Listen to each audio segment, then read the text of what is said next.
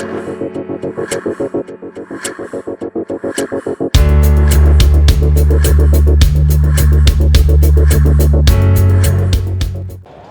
and welcome to episode 2 of Space Tech Expo series with Access Hub. So this is the second episode that we are recording for the first day, and I would like to first take a moment to appreciate because the person sitting here, that is Mr. Remco Timmermans, I would like to be very thankful to him because he's the first one who kind of kicked off my podcast, and that's the reason we are seeing this current video as well. So thank you very much, Remco, and welcome to the second episode of the series. Thank you. Yes, and before we start into the actual topic, can you tell us briefly about what do you feel about Space Tech Expo 2024 and in general, from your experience, how this show has basically evolved over the years? Yeah, well, thank you for the question, Omkar, and thank you for the introduction. That's I really appreciate. Space Tech Expo is this event that filled a gap. The first edition a few years ago, just before the pandemic, I think I've been to all the editions now, started relatively modest and small, but it filled the gap of being the first real space trade show. This event is about business. Yes. This is where you find the space supply chain.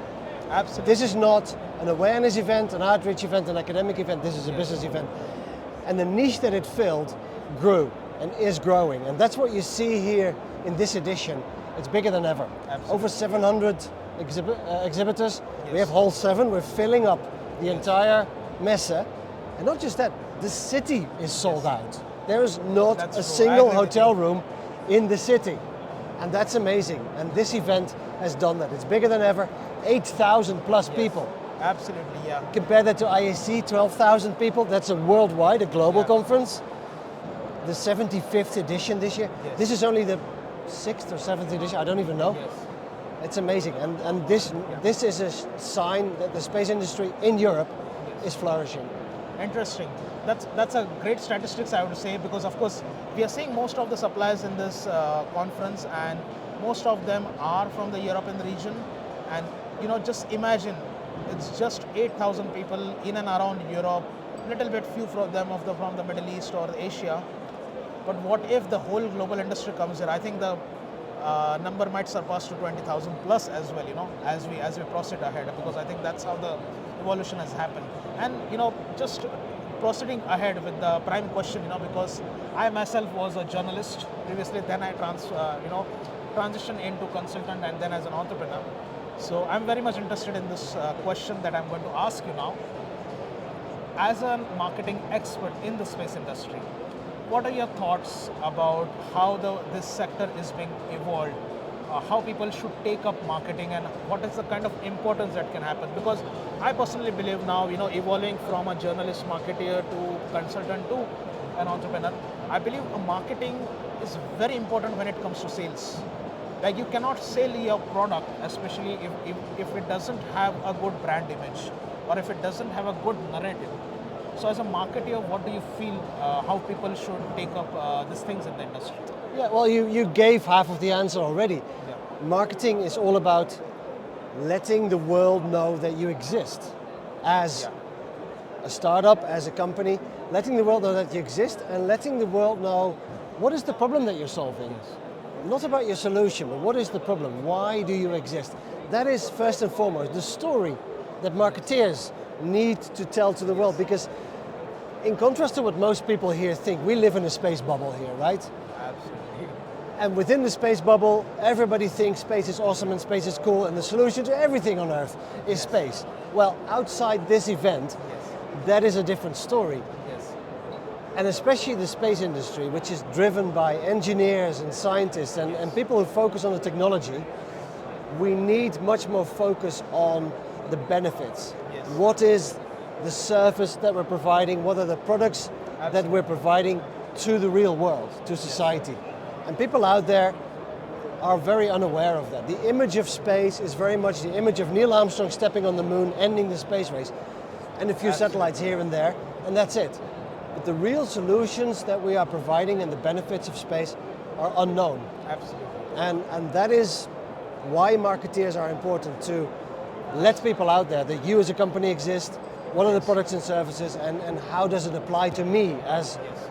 another I agree business? with you. Yeah, absolutely. I think this is very important that you mentioned. The connection between I think the sales and little bit of a strategy and the marketing.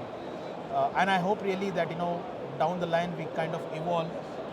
There might be a time that I might create one more episode with Remco on this because this is really a good topic where how the marketing and sales are interconnected, especially in the space industry because generally people think that marketing is not important. We know each other as friends, so we can do sales. But what when you go global? You know, especially like markets like South Korea, like a lot of my friends from Europe, even me myself, we don't know anyone over there. For over there, you need to create your marketing in such a way so that you can record sales and develop relationship.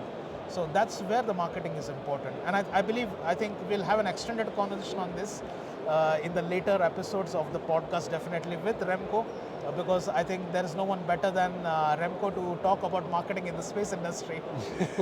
So yeah, coming to the final question, Remco, that is about how do you see 2025 for the space industry as a whole, and what do you expect how this industry will evolve?